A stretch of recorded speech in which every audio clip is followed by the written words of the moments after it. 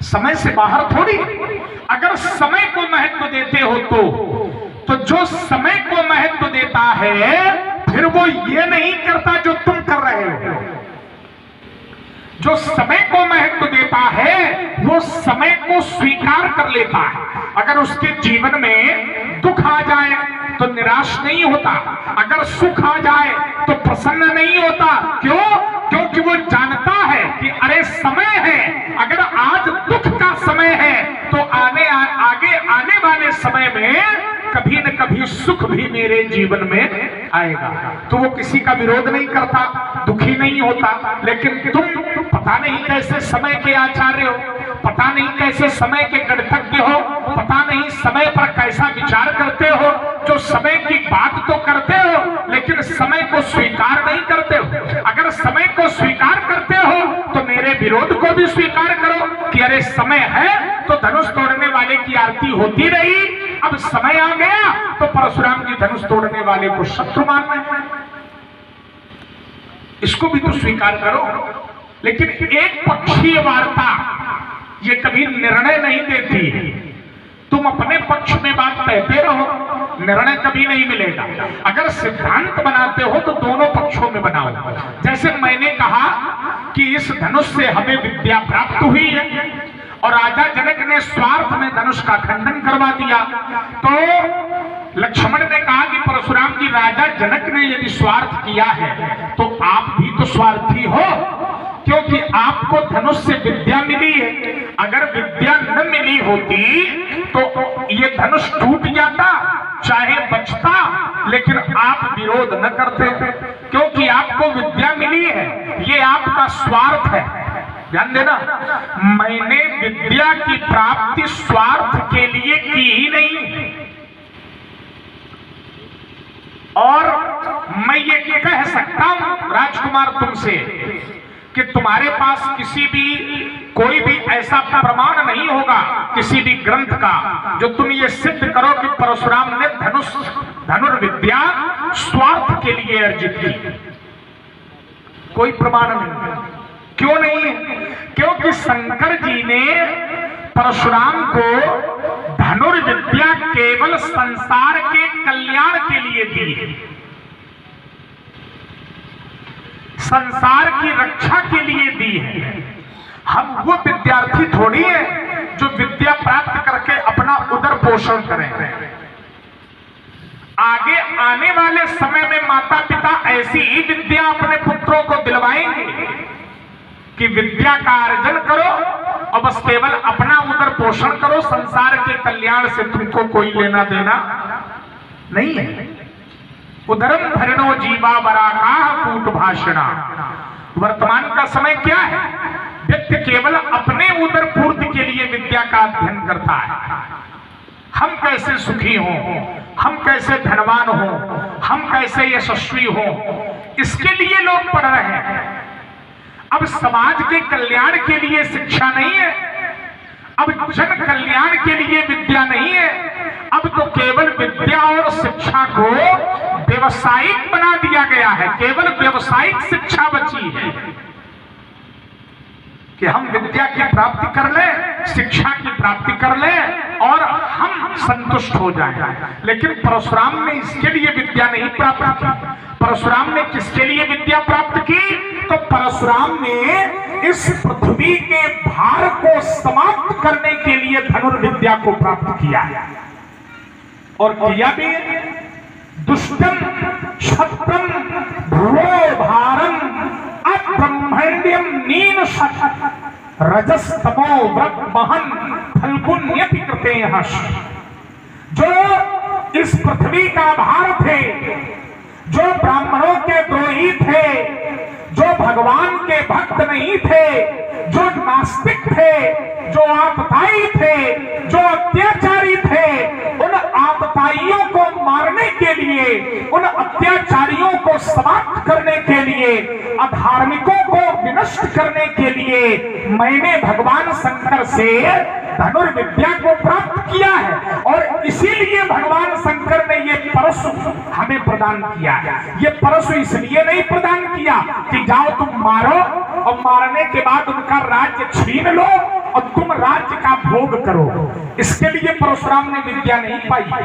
और देखिए इसका प्रमाण है, जब मैंने राजाओं को मारा और उनकी भूमि को छीना, तो अगर स्वार्थ के लिए विद्या होती तो वो भूमि मैं अपने पास रखता, लेकिन मैंने अपने पास नहीं रखी।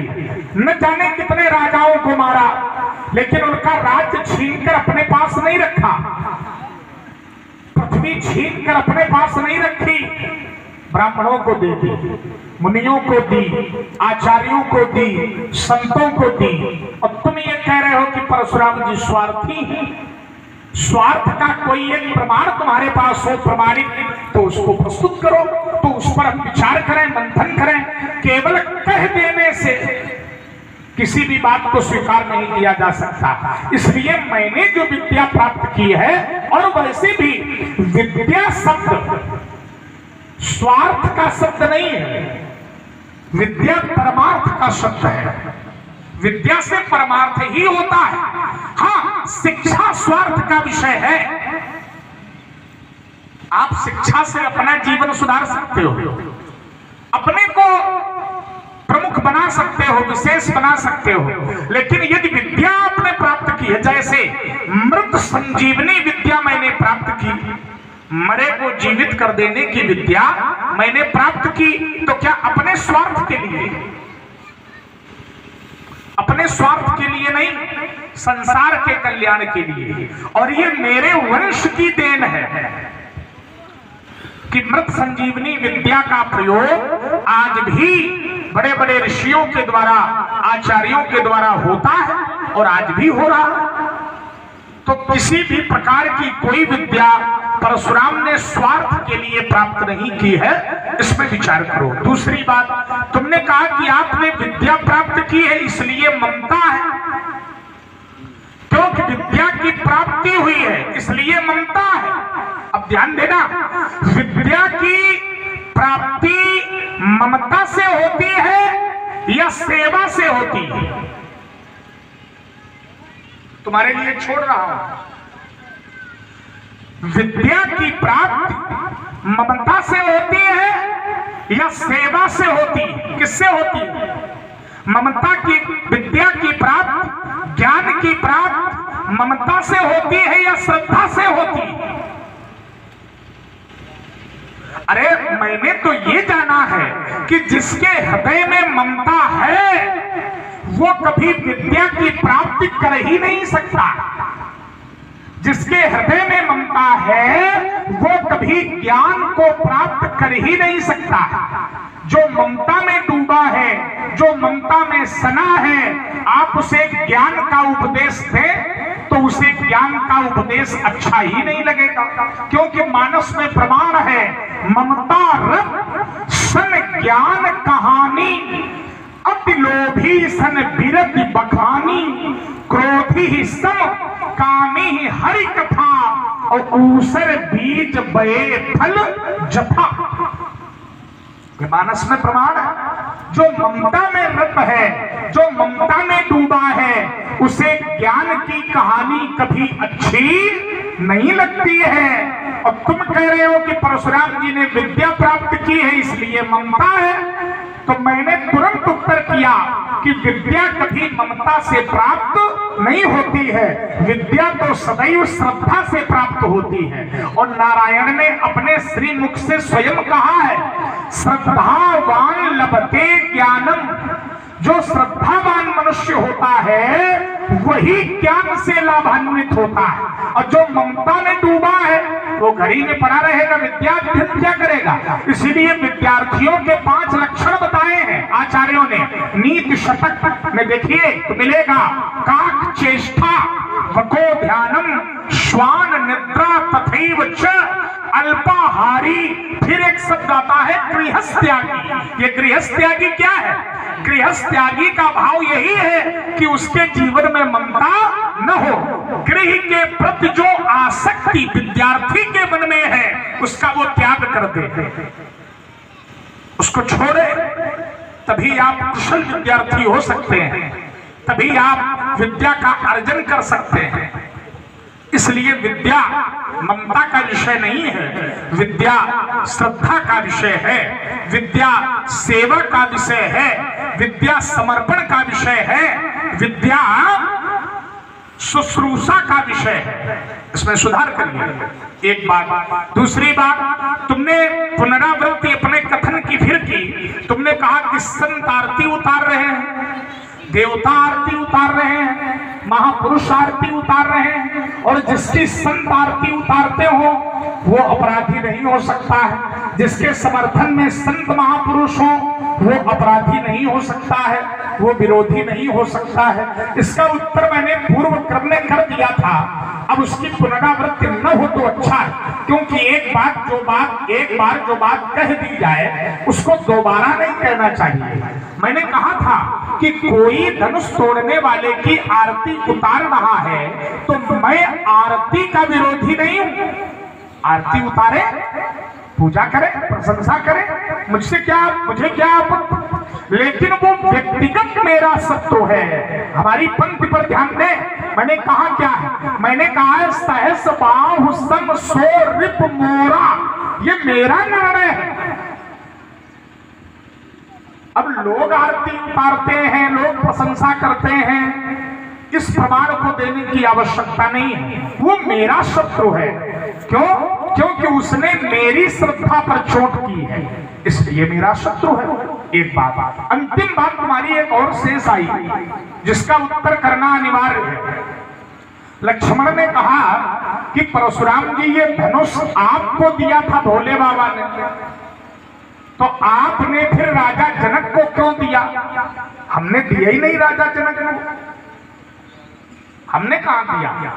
ये धनुष भोले बाबा ने ही राजा जनक के वंश को दिया, देवराज को।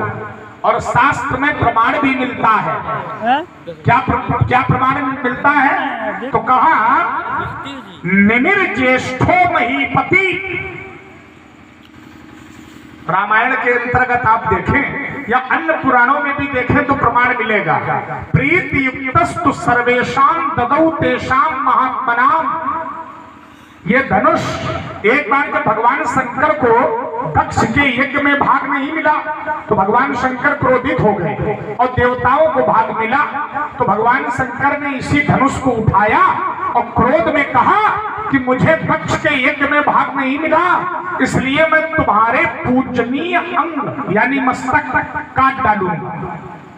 भगवान शंकर ने कहा। तो जब भगवान शंकर ने ये कहा तो देवतागण भयभीत हो गए। देवताओं ने भगवान शंकर के चरण पकड़ लिए और कहा प्रभु आप सर्व सामर्थ्यवान हैं, आप जो चाहे वो कर सकते हैं, लेकिन इसमें मेरा कोई दोष नहीं, और यदि दोष है तो आपसे मेरी ये प्रार्थना है कि आप मेरे दोष को क्षमा करें। भगवान शंकर प्रसन्न हो गए क्योंकि वो आशुतोष हैं, और जब प्रसन्न हो गए तो भगवान शंकर ने ये धनुष देवताओं को दे दिया। प्रीति युक्तस्तु सर्वेषां, सर्वेषां माने उन सभी को यानी देवताओं को, ददौ तेषां महात्मनाम सभी को दे दिया। फिर उन देवताओं ने ये धनुष राजा जनक के पूर्वज देवराज को दिया। एक जगह ऐसा भी प्रसंग है, वहां भी भगवान शंकर ने देवराज को दिया। धनुरुद्रस्तु संक्रुद्धो विदेहेषु महायशः देवरातस्य राजर्षे ददौ हस्ते सहायकम। इस धनुष को बाण के सहित राजा जनक के पूर्वज देवराज को दे दिया। किसने? भगवान शंकर ने। तो एक प्रश्न ये उठता है कि फिर परशुराम को कब दिया? परशुराम को तब दिया जब परशुराम को विद्या दी। क्यों दिया? अभ्यास के लिए दिया। समाज में देखने को मिलता है जो गुरु कृपालु होता है, जो गुरु दयालु होता है, वो अपना ग्रंथ कुछ समय के लिए अपने शिष्य को भी दे देता है कि है तो मेरा, लेकिन तुम इसे अध्ययन के लिए अपने पास रखो और समय आने पर मैं इसे वापस दे दूंगा, समय आने पर तुम मुझे वापस कर देना। इस प्रकार की भाषा का प्रयोग होता है। वही स्थिति मेरे साथ। हम क्यों राजा जनक को देंगे? हमारे द्वारा क्यों दिया जाएगा? इसलिए राजकुमार लक्ष्मण कुछ रहस्य जो है उसको रहस्य रहने दो, क्योंकि अगर रहस्य का उद्घाटन करोगे तो चरित्र और मर्यादा का हनन होगा, इसलिए पुनर्विचार की आवश्यकता है। बढ़िया महाराज, अपनी बात बन गए तो चरित्र की मर्यादा की कोई चिंता नहीं है, और अपनी बात बिगड़ जाए तो चरित्र की मर्यादा आप बता रहे हैं हमको। देखिए अब धनुष तो एक है, ध्यान देना जरा, अब बातें परशुराम जी ने 2-3 कर दी। ये जो धनुष शंकर जी का टूटा है ये तो एक ही है, अब बातें 2-3 हो गई, 2-3 ऐसे हो गई। एक बात परशुराम जी ने अभी भी ये बताई कि लक्ष्मण ये धनुष जिस समय राजा दक्ष ने यज्ञ किया था, भगवान शंकर को भाग नहीं दिया तो शंकर जी क्रोधित हो गए। तो बता रहे देवताओं ने चरण पकड़ लिए, और जब चरण पकड़े तो शंकर जी ने ये धनुष देवताओं को दे दिया, और देवताओं ने ये धनुष राजा जनक के पूर्वज को दे दिया। एक बात तो ये बता रहे हैं, और दूसरी बात परशुराम जी ये भी बता रहे हैं कि एक बार ऐसा भी हुआ था कि भगवान शंकर ने ये धनुष देवराज को दे दिया था। कब दे दिया था? जब भगवान विष्णु और शंकर जी में ये निर्णय निकाला गया कि इन दोनों में कौन श्रेष्ठ है। तो जिस समय प्रतियोगिता हुई तो प्रतियोगिता में निर्णय ये निकला कि भगवान विष्णु ज्यादा श्रेष्ठ हैं। अधिकम में निरे विष्णु, भगवान विष्णु को अधिक माना गया, और जब विष्णु जी को अधिक माना गया तो शंकर जी ने अपना ये धनुष त्याग दिया। धनु रुद्रस्तु संक्रुद्धो विदेहेस महायसा देवरातस्य राजर्षि ददौ हस्ते ससायकम। तो कहने का तात्पर्य ये कि अब माने कौन? धनुष एक, अब बातें परशुराम जी 2 बता रहे हैं। 2 बातें ये बता रहे हैं कि एक में शंकर जी ने देवताओं को दिया, और देवताओं ने राजा जनक के पूर्वज देवराज को दिया। देवराज इति ख्यातो निमिर ज्येष्ठो महीपति न्यासो अयं तस्य भगवान दत्त हस्ते दत्तो महात्मना। तो कहने का तात्पर्य ये कि जब धनुष एक है, धनुष एक है, तो फिर बातें 2 का है। या तो ये कहो कि शंकर जी ने ये धनुष देवराज को दिया, और या तो फिर यही कहो कि शंकर जी ने देवताओं को दिया और देवताओं ने ये धनुष। अब जब 2 बातें तुमने बता दी, 2 सही है, तो तीसरी वाली क्यों छिपा रहे हैं? देखिए ऐसा है कि अलग अलग ग्रंथ यदि आप पढ़ेंगे तो अलग अलग ग्रंथों में अलग अलग आपको उत्तर मिलेंगे। हरि अनंत, हरि कथा अनंता, और कहीं सुनई बहुविध सब संता।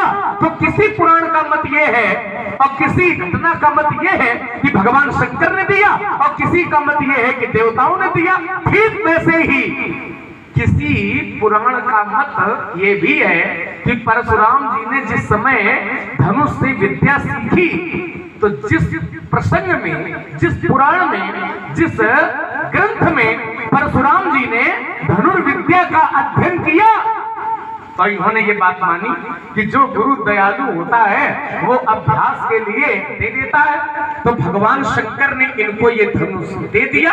तो जिस पुराण में इन्होंने विद्या का अध्ययन किया है, जिस पुराण के अनुसार इन्होंने विद्या का अध्ययन किया है, उस पुराण के अनुसार भगवान शंकर ने ये धनुष इनको दिया। अब उसी पुराण के अनुसार ये भी प्रमाण है कि भगवान परशुराम जी ने ये धनुष राजा जनक को दे दिया कि तुम इस धनुष को रखो अपने यहाँ, और तुम्हारे यहाँ जो विशेषता है उस विशेषता के अनुसार मैं तुम्हारे यहाँ ये धनुष रख रहा हूँ, और इससे अपने रहस्य को बनाते हुए मर्यादा बच जाए। चलिए आपने कहा है तो मैं केवल इतना ही कहूंगा कि परशुराम जी ने ये धनुष राजा जनक के यहाँ रखा, इसलिए रखा कि तुम अपने कार्य की सिद्धि करो। और कार्य की सिद्धि राजा जनक ने ऐसे कर ली कि उन्होंने धनुष तोड़वाने का प्रण किया कि जो धनुष तोड़ेगा उसी के साथ सीता का विवाह किया जाएगा। और ऐसा हुआ भी, धनुष टूट गया तो सीता का विवाह हो गया। टूटत ही धनु भयो विवाह, तो राजा जनक के कार्य की सिद्धि हो गई। और इसी सिद्धि के लिए आपने ये धनुष राजा जनक के यहाँ रखा था। इसका प्रमाण समय पढ़ने पर मैं दे सकता हूँ, ठीक है। एक बात। दूसरी बात महाराज, आपने बहुत बढ़िया बात बताई कि विद्या जो है वो स्वार्थ के लिए नहीं सीखी जाती है, विद्या जो है वो जन कल्याण के लिए सीखी जाती है। तो इन्होंने एक उदाहरण दिया, जैसे हमने मृत संजीवनी विद्या सीखी है तो ये जन कल्याण के लिए सीखी है। तो जब आपने मृत संजीवनी विद्या सीखी है, माने मरे व्यक्ति को जीवित करने की विद्या आपने सीखी है, तो महाराज जब मरे व्यक्ति का जीवित कर सकते हो तो ये धनुषो जोड़ लो का है, अल्लाह मचाए, अपने आप सारी व्यवस्था समाप्त हो जाएगी, फिर ये जन कल्याण हो जाएगा।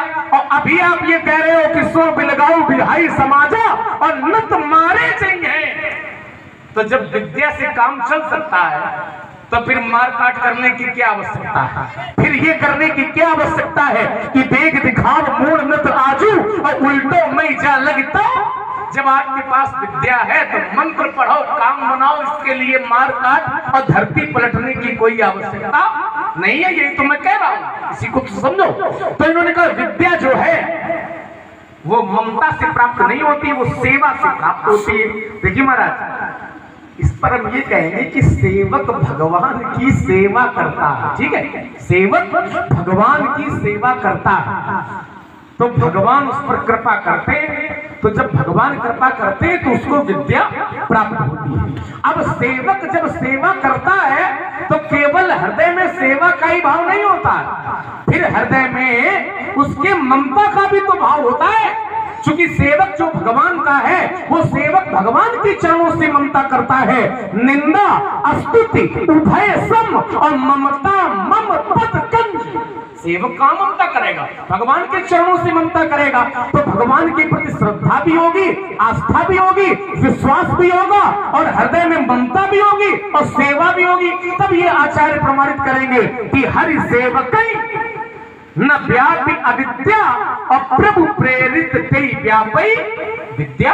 तो इन्होंने कहा कि ममता जहां है वहां ज्ञान की बातें अच्छी नहीं लगेंगी, क्योंकि ममता रत सन ज्ञान कहानी और अति लोभी सन विरति। बोलना है? हाँ, हेलो, हाँ मारे आदरणीय। ममता रत सन ज्ञान कहानी और अति लोभी सन विरति बखानी। तो इन्होंने कहा जहां ममता होगी वहां ज्ञान की बातें अच्छी नहीं लगेंगी। देखिए हमारा थोड़ा अंतर है, जहां ममता होगी वहां ज्ञान की बातें अच्छी नहीं लगेंगी। लेकिन कौन सी ममता? जो ममता सांसारिक होगी, ध्यान देना जरा, जो ममता सांसारिक होगी वहां ज्ञान की बातें अच्छी नहीं लगेंगी। लेकिन जो ममता परमात्मा के प्रति होगी वहां तो ज्ञान की ही बातें अच्छी लगती हैं। और इसके लिए एक ही प्रमाण पर्याप्त है, जिसकी ममता भगवान से जुड़ी है वो तो ज्ञान की चर्चा किया करता है और वो कहता भी है अपने मुख से कि एहितन राम भगति में पाई तो ताते मोहि ममता अधिकाई। वो भक्त है, ज्ञानी है और ज्ञान की चर्चा करता है। अरे इतना बड़ा ज्ञानी है कि भगवान शंकर भी उससे कथा सुनने जाते हैं। काकुसुन जी महाराज ज्ञानी गुण गृह बहुकालीना। तो वो ममता जो संसार से लोग करते हैं, माता पिता भाई बहन पति पत्नी से जो ममता करता है उसको ज्ञान की बातें अच्छी नहीं लगेंगी। लेकिन जो ममता भगवान से करता है उसको ज्ञान की बातें अच्छी लगेंगी और वो दूसरों से भी ज्ञान की ही वार्ता करेगा। तो जो ममता वो कर रहे हैं एहितन राम भगति में पाई, तो इस ममता में ममता भगवान से है या शरीर से? इसमें शरीर से। तो ये क्यों कह रहे हो कि भगवान से ममता है? इसको पूरा समझो तुम्हारा। हमने समझ लिया शरीर से ममता है, लेकिन क्यों तन, ठीक है, इस तन से राम भक्ति में पाई, मैंने राम की भक्ति प्राप्त की। किससे प्राप्त की? शरीर से। शरीर से। तो ममता किससे है? शरीर से। शरीर से। तो ये क्यों कह रहे हो कि भगवान से ममता? अब समझो तो इसको बात को हमारी समझाओ। शरीर से यदि शरीर से उसको भक्ति मिली है, एहितन राम भगति में पाई, शरीर से भक्ति मिली है और भक्ति से कौन मिलते हैं? इस सूत्र को भी तो समझना पड़ेगा। ये नहीं, क्यों नहीं? भक्ति से कौन मिलेगा? हम जैसे तुमसे ये पूछें, पूछो, दूध किससे प्राप्त होता है? दूध किससे प्राप्त होता है? दूध किससे मिलता है? तो उत्तर देने वाला ये उत्तर करेगा कि गौ माता से दूध की प्राप्ति होती है। ठीक है। वो पूरा क्रम थोड़ी बताएगा कि पहले हम मेला गए थे, वहां से गाय लाए थे, फिर खेती की थी, वहां से चारा लाए थे, फिर उसको खिलाया था, फिर उसको दुहा था, तब हमें दूध मिला। हम श्रेणी क्रम नहीं पूछ रहे हैं, हम ये पूछ रहे हैं कि ममता उसे भगवान से है या शरीर से? शरीर से। शरीर से। लेकिन तो तुम्हें ये नहीं कहना चाहिए कि उसको भगवान से ममता, कहना चाहिए। इसलिए कहना चाहिए, जबरदस्ती की बात थोड़ी बनेगी। पूरी बात को सब, केवल पत्तों की बात पर नहीं पहुंचो, जड़ में भी तो पहुंचो, नीचे आओ, गहराई में थोड़ा। गहराई में जब आओगे तो ये मिलेगा निर्णय। क्या मिलेगा? अच्छा, शरीर से ममता होने का कारण तो वो भक्त बता रहा, उसके कारणों पर भी तो ध्यान दो। शरीर से ममता क्यों है? तो कहा एहितन राम भगति में पाई, शरीर से ममता इसलिए है क्योंकि शरीर से भगवान की भक्ति मिली है, और भक्ति से कौन मिलते हैं? तो भगवान स्वयं कहते हैं कि जाते बेग द्रवो में भाई तो सो मम भगति भगत सुख दाई। भक्ति से मिलते हैं भगवान, तो जिस माध्यम से हमें भगवान मिले, दो बातें हैं, जिस माध्यम से संसार मिले और जिस माध्यम से भगवान मिले, तो किसको श्रेष्ठ आप कहोगे? दो शब्द दे रहा हूं फिर। एक शब्द है साधन और एक शब्द है साध्य। ये शरीर है साधन और परमात्मा है साध्य। इस साधन के द्वारा ही साध्य की प्राप्ति होती है। तो ममता किसके प्रति है? उसको साधन के प्रति या साध्य के प्रति? साधन। या तो ये कहो कि दोनों के प्रति है, या दोनों के प्रति, और या तो ये कहो कि केवल साधन के प्रति है, या ये कहो कि साध्य के प्रति। साधन के प्रति एक कोई निश्चित साधन के प्रति, तो साध्य के प्रति फिर कहाँ? अरे अच्छा क्यों है साधन के वजह से? कोई पूछे कि साधन के प्रति भटक रहे हो? भटक नहीं रहे। जैसे कोई ये पूछे, जैसे आपने पूछा, हमने बताया, अब वो निकल गया मुंह से। क्या है? क्या निकल गया? अब बच्चे वो निकल जाता नहीं निकल जाता। तुम तो बच्चे हो, जहाँ है वही खड़े हैं अभी भी। अब हमारी भी सुन लो, साधन से यदि वो ममता कर रहा है, इस पर साधन से ममता करने का कारण क्या है? देखो, हमारे तुम्हारे बीच में शब्दों की लड़ाई, हम कौन कह रहे हैं? हाथ पैर की लड़ाई, वही समझो। निकल जाता है। क्या निकल? ये होता है कभी कभी। तुम्हें निकल गया, प्रकृति बस चुकई भलाई, बच्चे वो इसलिए निकल गया। क्या? यद्यपि सत्यता ये है कि उसको साधन के प्रति बनता है और साध्य के प्रति भक्ति है। आप अर्धाली फिर पढ़े हो, देखो निर्णय मिलेगा। एहि तन राम भगत में पाई। क्या प्राप्त किया है उसने शरीर से? भक्ति। और भक्ति किसके लिए प्राप्त की है? भगवान के लिए। भगवान के लिए। तो भगवान के लिए भक्ति है और शरीर के लिए ममता है, क्योंकि ताते मोहि ममता अधिकाई। तो ममता की जो अधिकता है वो किसके लिए है? शरीर के लिए। क्यों है? क्योंकि इस शरीर से भक्ति मिली है। अब वो भक्ति किसके लिए है? भगवान के लिए। इसलिए ममता उसे शरीर से है और भक्ति उसे भगवान से है, और वो भक्ति उसने शरीर से पाई है। यही कारण है कि उसे शरीर से। इसका बहुत अच्छा उत्तर हम कर देंगे। तो साधन, साधन शरीर है, साधन साधना और साध्य। तो साधन के प्रति ममता है और साध्य के प्रति साधना है। ठीक है। हम शरीर के प्रति साधना नहीं करेंगे। अच्छा, एक भक्त जैसे कोई अपने शरीर के प्रति साधना करता है ना? भगवान के लिए साधना करता है, लेकिन किससे करता है? शरीर से करता है। इसीलिए शरीर को स्वस्थ बनाने का प्रयास करता है कि जितने दिन मेरा शरीर स्वस्थ रहेगा उतने दिन हम भगवान की साधना कर सकेंगे। लोग इसीलिए कहते हैं काया राखे धर्म है। शरीर बिगाड़ो नहीं, शरीर बनाओ। क्यों बनाओ?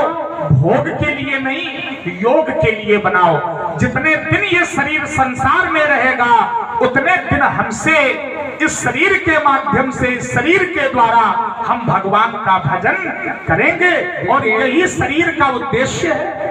आपकी बात में हमारी बात में हमारा थोड़ा अंतर है। आप ये कह रहे हो कि शरीर को स्वस्थ बनाओ, जितने दिन रहोगे उतने दिन भगवान की सेवा भक्ति भजन करोगे, और हम तो ये कहते हैं कि तुम अपना ध्यान शरीर को स्वस्थ बनाने में न लगाओ, तुम अपना ध्यान भगवान के भजन में लगाओ, भगवान की शरण में लगाओ। और जब तुम अपना ध्यान, अपना मन भगवान की शरण में लगाओगे, भगवान के चरणों से लगाओगे, तो शरीर स्वस्थ बनाना नहीं पड़ेगा, शरीर तुम्हारा स्वयं स्वस्थ बन जाएगा। इसके लिए एक अर्धाली पर्याप्त है। और व्यास जी बैठे हैं तो हम चाहते हैं कि रस में होता चले, क्यों भाई?